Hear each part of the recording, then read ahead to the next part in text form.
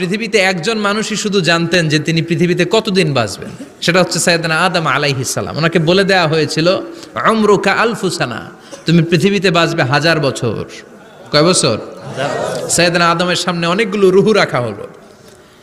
সাইয়েদনা আদম বললেন, এরা কারা?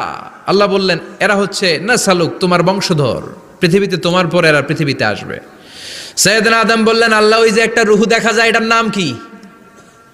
আল্লাহ বললেন, হাদা ইবনুকা দাউদ, এটা তোমার ছেলে দাউদ, সে দুনিয়াতে নবী হয়ে আসবে, তার ছেলে সুলাইমানও নবী হয়ে আসবে। সাইয়েদনা আদম বললেন, মাবুদ, আমার ছেলে দাউদের কত বছর হায়াত আপনি দিয়েছেন? আল্লাহ বললেন, 40 সানা, মাত্র 40 বছর, 4 ইয়ার্স, 40 বছর তোমার ছেলেটা বাঁচবে। ও আল্লাহ, আমি বাঁচবো কয় বছর? তুমি বাঁচবা 1000 বছর। সুবহানাল্লাহ।